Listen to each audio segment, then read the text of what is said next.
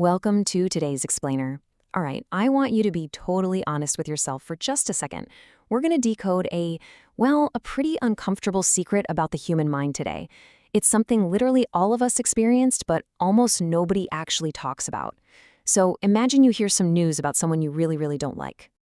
Let's say maybe they failed at a project they wouldn't stop bragging about, or maybe something just didn't go their way. And for a brief, fleeting moment, you feel it, don't you? A quiet, unspoken spark of satisfaction.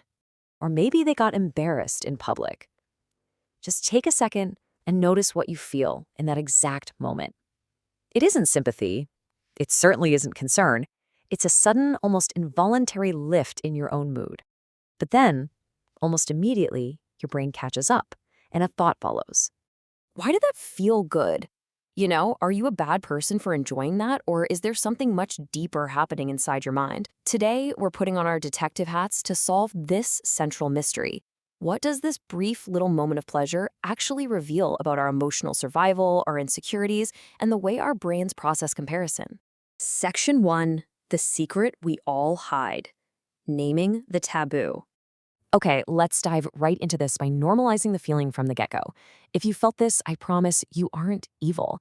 Psychologists actually have a specific word for this emotion.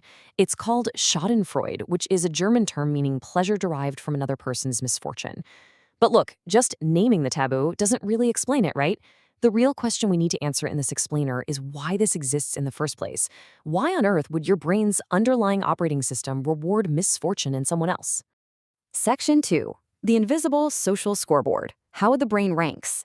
Well, the answer lies in how our minds are constantly and entirely unconsciously measuring our status against the people around us. Think of it like this. Every single social interaction becomes a silent scoreboard. Who's more successful? Who's more attractive? Who is more respected, more powerful, or just further ahead in life? When someone you dislike is ahead of you in this invisible ranking, it creates an immense internal tension. Your brain actually feels lower. So when a rival drops on the scoreboard because of a failure or an embarrassment, your brain experiences a sort of soft reset of status. And that recalibration, it registers entirely as relief. Section 3. Envy and ego protection.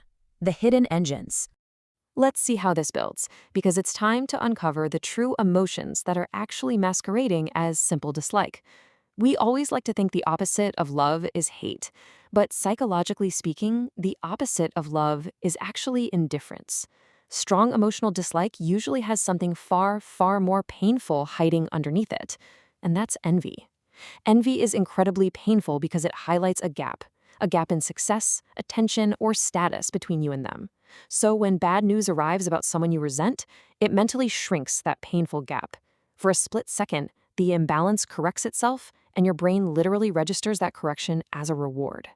And this brings us to another fascinating layer of our emotional defense mechanism. As the saying goes, the ego is not arrogance, it is identity protection. When someone you dislike succeeds, your mind immediately asks, wait, why them and not me? That inherently threatens your sense of self. So using someone else's failure is basically an emotional defense mechanism to soothe your shaken self-worth. It tells your ego, see, they aren't above you after all. It's not logic, guys. It's just your brain desperately trying to reduce internal discomfort. Section 4, the social media amplifier, comparison on overdrive. Now, technology has basically poured absolute gasoline on this ancient psychological reflex. In the past, you might hear the occasional piece of gossip about a rival. But today, human life is broadcasted as a constant highlight reel, mixed right in with public vulnerabilities. So when you see a flawless influencer post about dropping their brand new phone in a puddle, or a rival post about a major career setback, your brain processes that less than perfect news simply as relief. Because we are exposed to constant comparison triggers online, it's just a quiet moment where your brain sighs and says, okay, phew, they aren't untouchable. Section 5, the cost of comparison, the hidden pain. Here's what's really wild. This fleeting satisfaction doesn't actually stem from you being cruel. It stems from your own internal pressure to be enough. We don't feel schadenfreude toward everyone. Our brain selects very specific targets who hold emotional relevance to us. For instance, we have the aspirational. They represent something you desperately want. Then there's the mirror. These people remind you of your own deep insecurities. There's the rival, who competes directly with your identity. And finally, the trigger. People who simply make you feel inadequate. The stronger your emotional link to these insecurities, the stronger the spark of satisfaction when they stumble. It is never actually about them. It is entirely about what they represent inside your own mind. So, the absolutely crucial point here is the sheer danger of this mindset. Every single time your brain finds pleasure in someone else's downfall, it reinforces a really toxic pattern. My peace depends on others doing worse. Relying on comparison creates a dangerous dependency where your self-worth is constantly regulated externally. Sure, you feel temporarily good when they fail, but you quickly feel empty who hold emotional relevance to us. For instance, we have the aspirational. They represent something you desperately want. Then there's the mirror. These people remind you of your own deep insecurities. There's the rival, who competes directly with your identity. And finally, the trigger. People who simply make you feel inadequate. The stronger your emotional link to these insecurities, the stronger the spark of satisfaction when they stumble. It is never actually about them. It is entirely about what they represent inside your own mind. So, the absolutely crucial point here is the sheer danger of this mindset. Every single time your brain finds pleasure in someone else's downfall, it reinforces a really toxic pattern. My peace depends on others doing worse. Relying on comparison creates a dangerous dependency where your self-worth is constantly regulated externally.